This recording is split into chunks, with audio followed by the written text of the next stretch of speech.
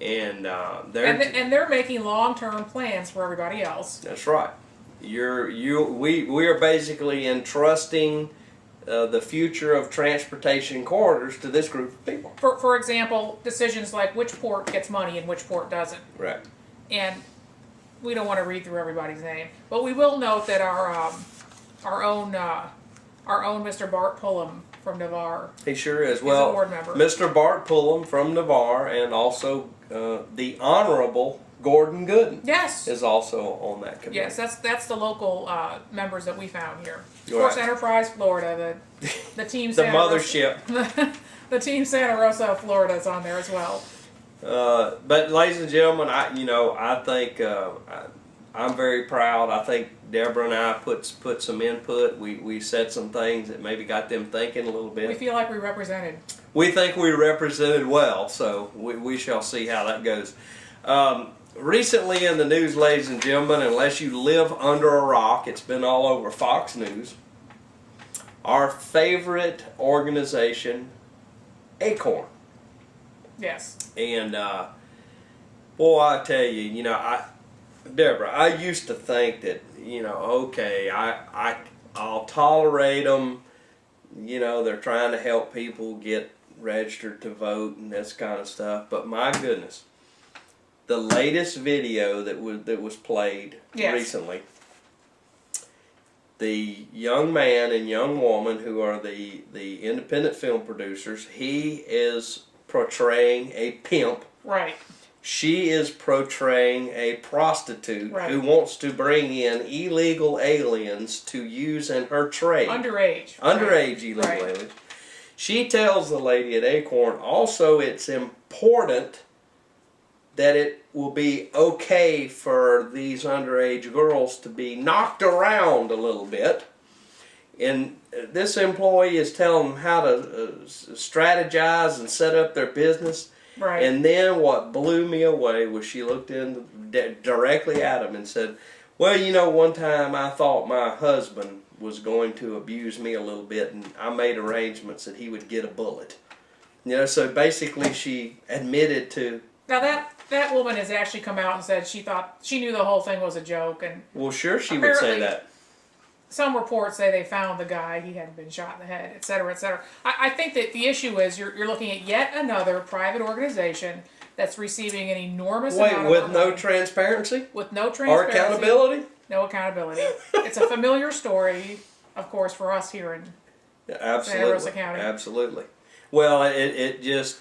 a recent Senate vote, all but 7 senators voted to withhold money from the Department of Housing and Urban Housing, and it appears that there may be a move to cut all taxpayers. Well, I think this is just sort of at the national level, just shows you how this plays out again.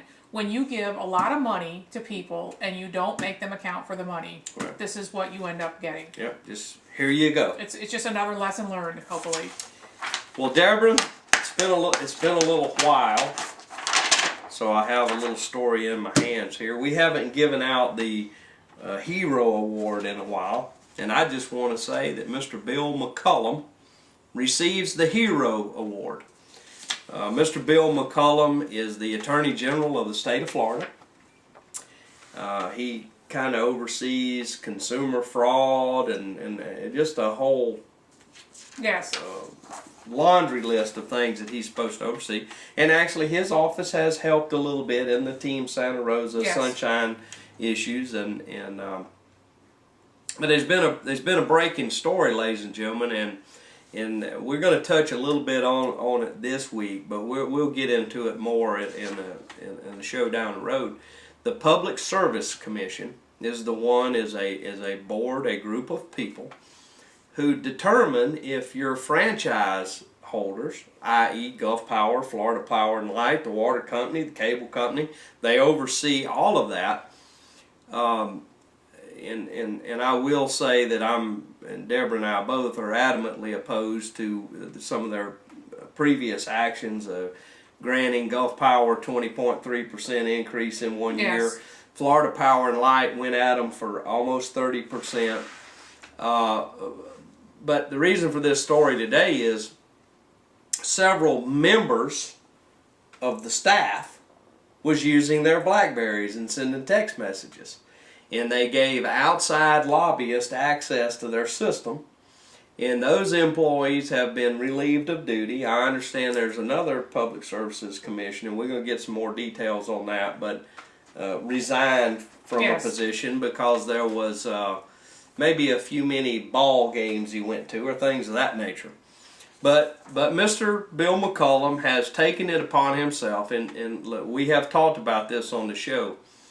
We wish that the Office of Open Government would have said no more text messaging for any elected or appointed boards, but they went right to the edge, but then they said everybody needs to come up with a policy. Well, what Bill McCollum learned is that when he studied the issue, he found out that lo and behold, text messages are kept. Yes, can be kept. Can be kept. Yes. All it takes is a telephone call to the server who is controlling the BlackBerry information. Right. And he says that although he does consider the text to be public records, we are going in the Attorney General's office to retain all device-to-device and all text messaging that goes through the agency server. They will be treated by this office as public records. McCollum has appointed a top deputy attorney general, chief of staff, to head the Sunshine Technology team. And they will make the recommendations to the state of Florida. One thing that he also says is that messages already deleted are gone for good, McCollum said. But technology exists to save everything in the future.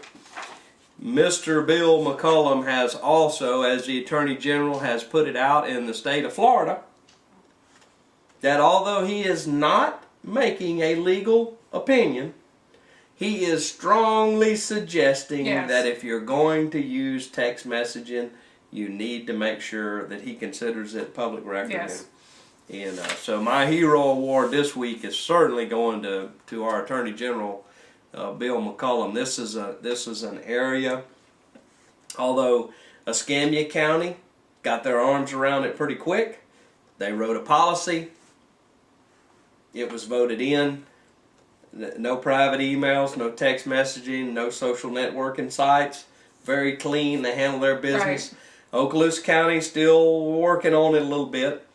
I have been working on the Pensacola City Council a little bit. I actually sent them this story and have had a few email exchanges suggesting that it would be good that, I think for the benefit of the taxpayers, to set a policy. Last item. Yes. Building a private prison. Yes. And what happened out there, Deborah? The Sheriff's Department came in. Yes. Yes. We had some guest workers that were not documented. Didn't meet spec. Were not documented. Let me put it this way.